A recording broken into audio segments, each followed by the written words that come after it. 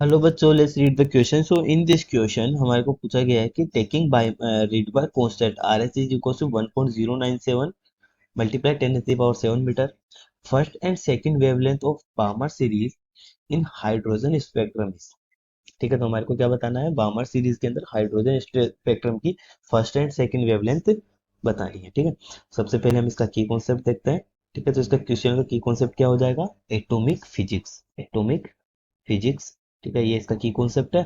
अब यहाँ पर एटॉमिक फिजिक्स की बात करते हैं तो सबसे पहले हम बात करते हैं बामर सीरीज की। ठीक है, इन्हें हाइड्रोजन स्पेक्ट्रम।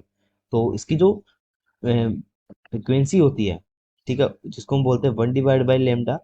ठीक है, ये हमारी इक्वल टू होती है R multiplied 1/n1 square minus 1/n2 square.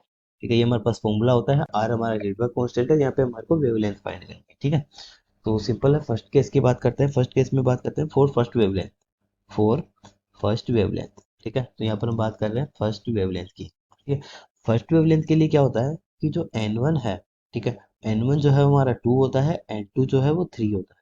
ठीक है, फॉर फर्स्ट वेवलेंथ। तो जब इसको सोल्व करेंगे तो यहाँ से हमारे को लेमडा वन की वैल्यू मिल जाएगी। ठीक है, ये लेमडा वन हो जाएगा, आर की वैल्यू पुट कर देंगे।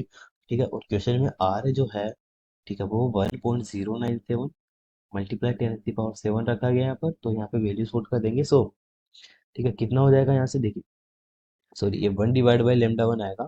ठीक है, आर की वैल्यू पुट करेंगे 1.097 multiplied 10 to the power 7 multiplied.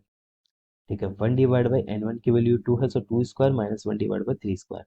ठीक है, तो इसको जब सोल्व करेंगे यहाँ से तो इसकी वैल्यू हमारे को मिलेगी 6563 एंगस्ट्रॉम। ठीक है, अभी हमने फर्स्ट वेवलेंथ के लिए निकाला है। अब फोर सेकेंड वेवलेंथ के लिए क्या होता है? Four second wavelength. ठीक है, फोर सेकेंड वेवलेंथ हम जानते हैं कि जो n1 है, ठीक है, वो हमारा 2 होता है, और n2 जो है वो 4 हो जाता है सेकेंड वेवलेंथ के लिए।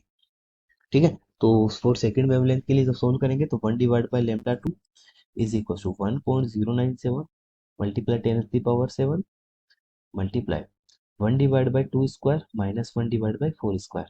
तो जब इसको सोल्व करेंगे यहाँ से तो इसकी वैल्यू मिल जाएगी हमारे को lambda 2 is equal to 4861 angstrom. ठीक है, तो यहाँ से हमने दोनों वेवलेंथ निकाली। फर्स्ट के लिए कितनी थी? 6563, एंड सेकंड के लिए 4861। देखते हैं कौन सा ऑप्शन करेक्ट है। Option D. So option D is the correct answer. Hope you understand the solution. Thank you.